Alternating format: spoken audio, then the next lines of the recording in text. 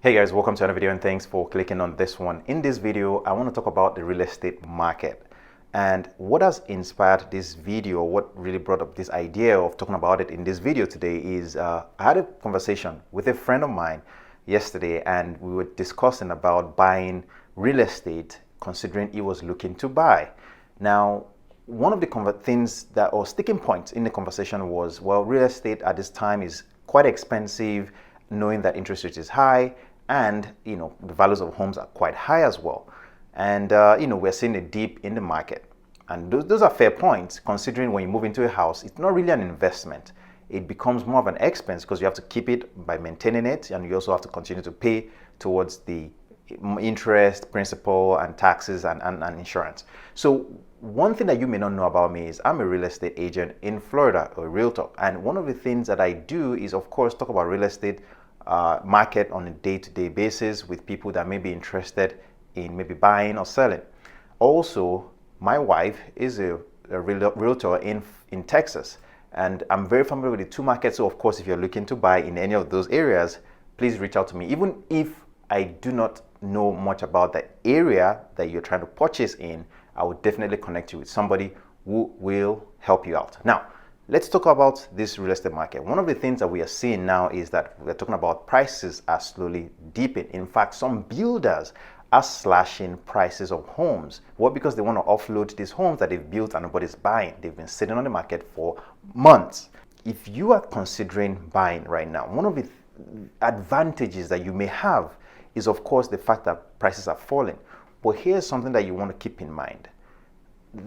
I believe I have about 4 points that I want to share with you that you should keep in mind as you consider your options. Of course, remember, it's always good to meet with your realtor to talk about what your options are, but understand that realtors are also very hungry. When I say hungry, they need to make sales.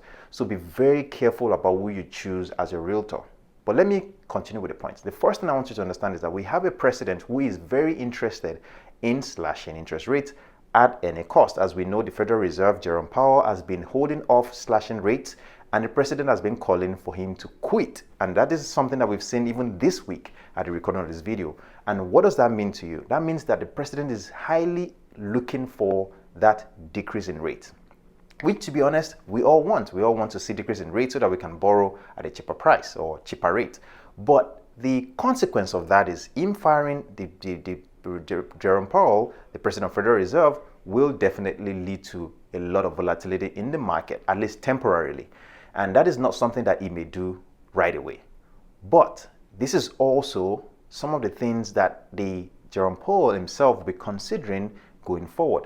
Considering the CPI data came out a few days ago and it wasn't as crazy as we were expecting. Now, we still know that a lot of these tariffs are yet to take effect, considering August 1st is when we see some of those tariffs come into effect. The point here is it may take a while for us to really see the impact of those tariffs on the old CPI data, or at least inflation data. What I want you to consider doing is this, right? If you are looking to buy, one of the advantages you have right now is you have a falling market, you have a president who is looking to slash interest rates, and you have a market that is probably getting ready to fall in the sense of the real estate market itself, because home builders, sellers are holding on to their properties for months before they can actually get any sales. So what do you want to do? One thing you want to do right away is find your favorite credit union. If you don't have one, if you have access to one, right, get a pre-approval letter so that you have something to negotiate with. Now, I'm not saying that you have to get a pre-approval letter, to be honest, because trust me, a lot of sellers are willing to sell as long as they even get an offer. So that means even you offering something, they're willing to start any conversations with you. So waiting, for a long time to get a pre-approval letter may not be to your advantage. If you have the funds ready, you have a good credit score, and you're ready to buy, I would say, to be honest, make an offer. Reach out to your real estate agent or realtor and let them know that, hey, you're working on a pre-approval, but this is a house that you've seen or something that you're interested in. Make an offer. The truth is that most people are desperate to sell, especially in certain markets. And if you're in that type of environment that the sellers are desperate, they will engage with you. And of course, at some point, they'll ask for your pre-approval letter to show that you are serious. But if you want to even make it better, get a pre-approval letter right away and use that towards your negotiations, because that would help you. The other thing to also remember is that right now, we are considering slashing interest rates. At least the Federal Reserve is considering doing that. So as we anticipate that happening, a lot of people are old enough as well, which means that when these rates finally come down, there's a big probability that a lot of people would come out of the woods and they want to buy as well, which means prices will shoot up again. Even though it may not shoot up, well, everybody will start offering above asking price.